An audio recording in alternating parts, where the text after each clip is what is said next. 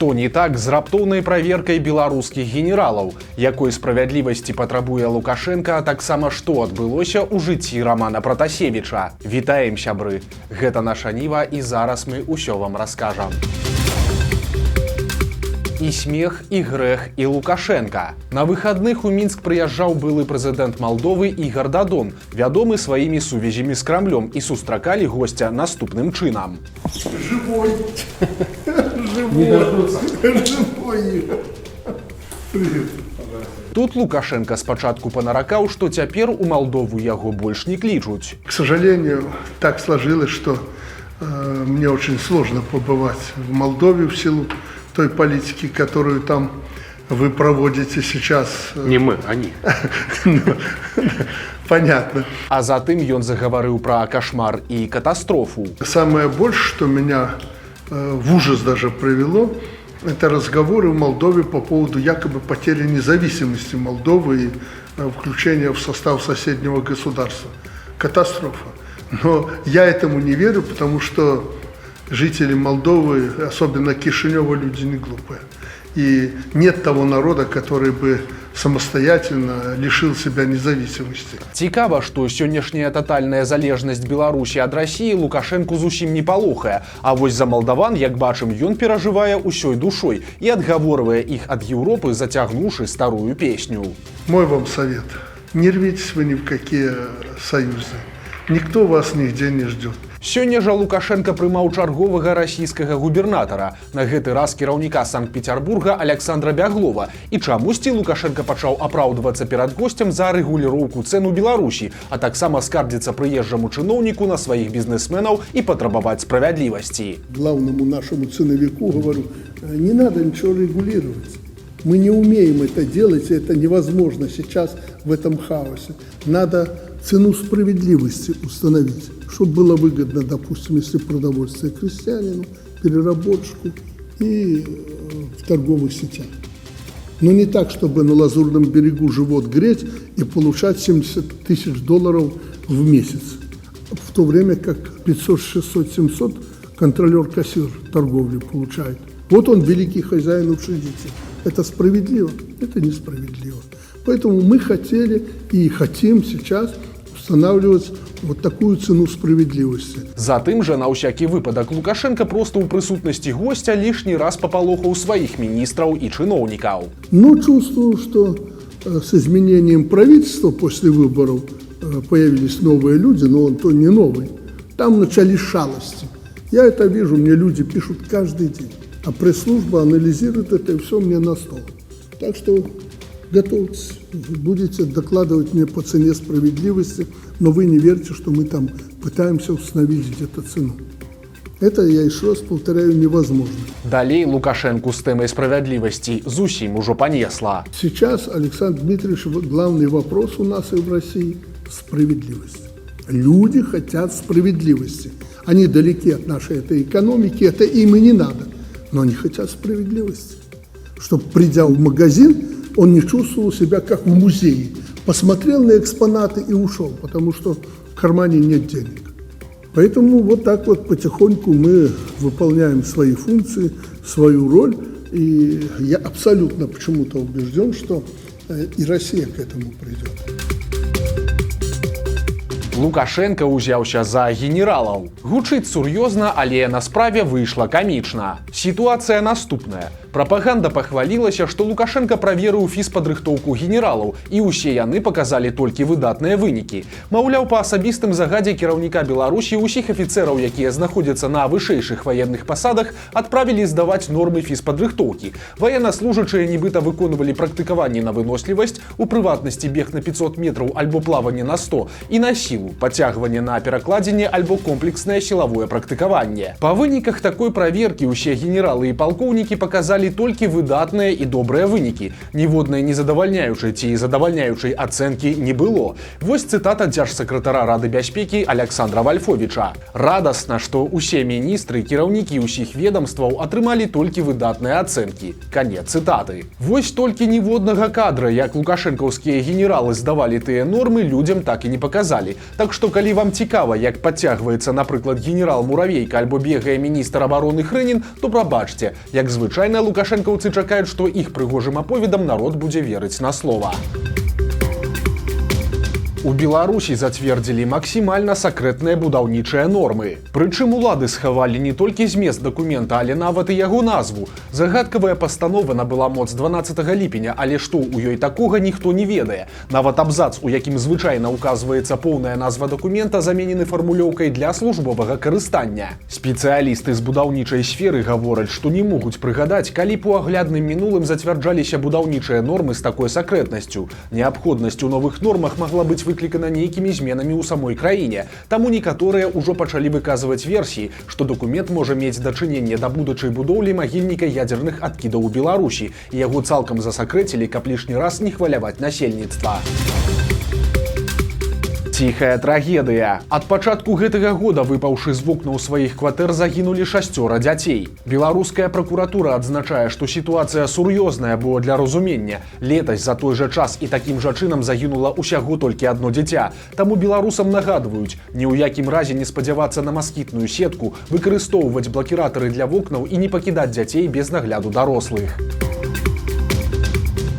Абсурдная беларуская рэчаіснасць. У шклоўскай выпраўленчай калоніі нумар 17 з'явіўся клоун для дзяцей па імені Пузырык. Яго задача забаўляць дзяцей на працяглых спатканнях з асуджанымі сваякамі, каб у іх не было адчування знаходжання ў пенітэнцыярнай установе. Такім чынам адміністрацыя калоніі дамагаецца новых падзяк ад сваякоў вязняў. Увогуле, шклоўская калонія – гэта добры паказчык сённяшняй дзіўнай рэчаіснасці. У гасцініцы для спатканняў там гуляюць паўліны, стаіць кавамашына і цяпер вось з'явіўся клоун. Але ж чалавечае жыццё ў гэтай выпраўленчай установе па-ранейшаму нічога не каштуе. Менавіта ў шклоўскай калоніі загінуў Вітольд Ашурак, а на пачатку гэтага года памёр яшчэ адзін палітвязень – Валянцін Штэрмер.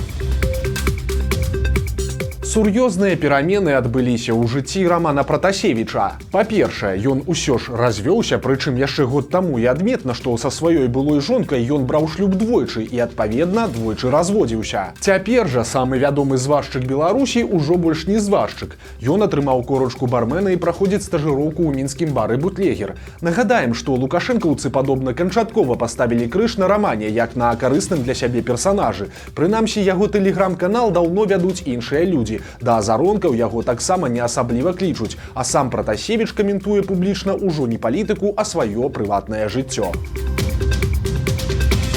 Ці ведаеце вы, што такое кукуць? На раскопках Крэўскага замка, што ў Смаргонскім раёне Гродзеншчыны, адшукалі адразу некалькі вось такіх конікаў, вырабленых яшчэ ў 17 стагоддзі. На самай справе гэта не проста конікі, а гліняныя свісцёлкі. Прычым кукуць – гэта рэгіянальная назва такой цацкі, утвораная ад літоўскага слова «кукутіс», якім сярод іншага літоўцы абазначаюць птушку ўдода. Самае цікавае, што праляжаўшы некалькі стагоддзяў у зямлі, кукуці выдатна спяваюць. Гэта і прадэманстравалі удзельнікі раскопак.